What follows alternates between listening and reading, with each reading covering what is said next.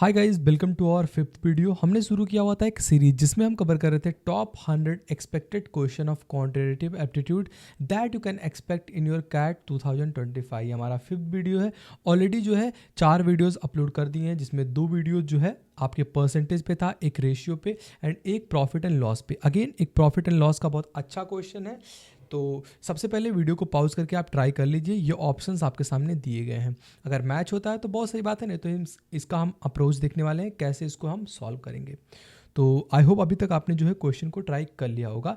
तो ये profit and loss का क्वेश्चन है। तो सबसे पहले कुछ चीज़ें आपको पता होना चाहिए, जैसे डिस्काउंट किस पे दिया जाता है एंड आपको अगर प्रॉफिट जो है प्रॉफिट परसेंट निकालना है तो वो किस पे कैलकुलेट किया जाता है, लॉस परसेंट किस पे कैलकुलेट किया जाता है। अगर आपको प्रॉफिट हो रहा है तो उसको कॉस्ट प्राइस से जोड़ते हैं तो सेलिंग प्राइस आता है। मतलब ये छोटी छोटी बातें आपको क्लियर होना चाहिए, अलॉन्ग विथ कि परसेंटेज का फ्रैक्शन क्या होता है। जैसे 25% का फ्रैक्शन क्या होता है 1/4, 5% का फ्रैक्शन क्या होता है 1/20। तो मतलब ये थोड़ी बहुत चीज़ें आपको क्लियर होना चाहिए।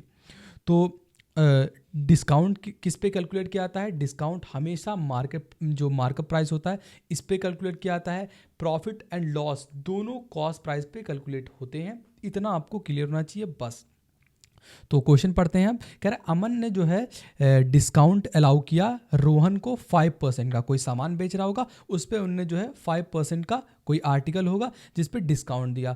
अब कह रहा है कि उस आर्टिकल को हम कितने मार्कअप प्राइस पे रखें अगर उसका कॉस्ट प्राइस 800 आपके सामने दिया गया है और उसको जो है 25% का प्रॉफिट भी इस आर्टिकल पे कमाना है, तो हम कितने का मार्केट प्राइस या मार्कअप प्राइस हम रखें। तो सबसे पहले देख लेते हैं किसने का डिस्काउंट दिया 5% का। तो 5/100 हो गया, ये आपका क्या हो गया मार्कअप प्राइस एंड ये क्या हो गया डिस्काउंट। जैसे मैंने आपको बताया कि डिस्काउंट हमेशा मार्कअप प्राइस पे कैलकुलेट किया जाता है।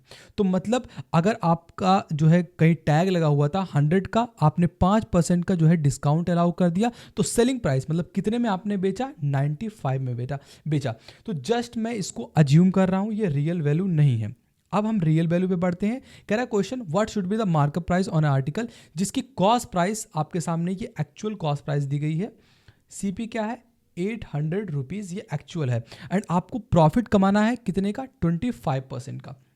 तो अगर आप प्रॉफिट लिखते हैं तो ये प्रॉफिट अपान कॉस्ट प्राइस होता है, मतलब 25% का आप इसको जो है प्रॉफिट कमा के दे रहे हैं इस आर्टिकल पे एंड कॉस्ट प्राइस आपका 100, क्योंकि हमेशा 25% वो 100 पे ही कैलकुलेट किया जाता है। तो कॉस्ट प्राइस हमारे हिसाब से 100 माना हुआ है, लेकिन एक्चुअल में इसकी कॉस्ट प्राइस कितनी है 800 रुपये है। तो इसके एक्चुअल वैल्यू पर जाने के लिए आपको जो है 8 मल्टीप्लाई करना होगा। तो इसमें भी आप 8 मल्टीप्लाई करेंगे तो प्रॉफिट निकलेगा। तो 25 में अगर आप 8 को मल्टीप्लाई करते हैं तो वो होता है 200। मतलब आप 200 रुपये का प्रॉफिट कमाना चाहते हैं एंड आपकी कॉस्ट प्राइस कितनी की है 800 रुपये की है। तो सेलिंग प्राइस पे जाने के लिए आई होप आपको ये पता हो रहा, लेकिन मैं फॉर्मूला लिख देता हूँ कि सेलिंग प्राइस पे जाने के लिए क्या करते हैं, आप कॉस्ट प्राइस में प्रॉफिट को ऐड कर देते हैं। तो हमारे सामने कॉस्ट प्राइस दिया हुआ था 800 रुपये एंड प्रॉफिट हमने निकाला कितने का 200 का, मतलब टोटल सेलिंग प्राइस कितने की हो गई 1000 की। लेकिन हमसे क्या पूछा गया था कि आप कितने पे बेचोगे, वो हमें फ़र्क नहीं पड़ता है, बस आप जो है उसका मार्कअप प्राइस हमें बता दो कि कितने पे हम जो है उसको टैग लगाएं, ताकि 5% का डिस्काउंट भी दे, तब भी जो है हमारा 25% का प्रॉफिट हो उसमें। तो इसमें देखते हैं, तो हमारे हिसाब से जो है इसकी सेलिंग प्राइस कितनी है 1000 की, लेकिन हमने जो निकाला हुआ था डिस्काउंट लेके वो कितने का था 95 का था। मतलब 95 की वैल्यू कितनी है एक्चुअल में 1000 है। तो एक्चुअल डाटा पे जाने के लिए 1 के लिए आप क्या करेंगे 1000 अपान 95 करेंगे। हमें क्या चाहिए मार्केट प्राइस कितना है 100, तो इसमें जस्ट इंटू 100 कर देंगे, मल्टीप्लाई कर देंगे, क्योंकि ये हमारा जो है मार्कअप प्राइस था जो हमने माना हुआ था। तो यहाँ से आप जो है इसको रिड्यूस करेंगे तो आएगा 1052.63। तो ये सबसे क्लोजेस्ट आंसर इसका क्या होगा, option B 1053।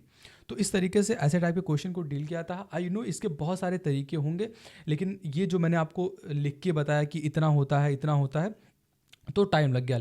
But believe me guys, अगर आप इसको एग्जाम में टैकल करते हैं तो बहुत आसानी से हो जाएगा। जस्ट आपको क्या करना है कि डिस्काउंट हमें कितने का दिया 5% का, तो हम 1/20 लिख देंगे, तो सेलिंग प्राइस हमारे हिसाब से 19 का हो जाता है। उसके बाद हमको पता है कि हमें 25% का डिस्काउंट देना है, मतलब 1/4 का, मतलब सॉरी प्रॉफिट कमाना है, तो हम 1/4 करेंगे। 4 की एक्चुअल वैल्यू 800 दी हुई है, मतलब 1 की वैल्यू कितनी हो जाएगी 200 की, मतलब 200 का इसको प्रॉफिट हुआ, तो टोटल हमारी सेलिंग प्राइस कितनी हो जाएगी 1000 की।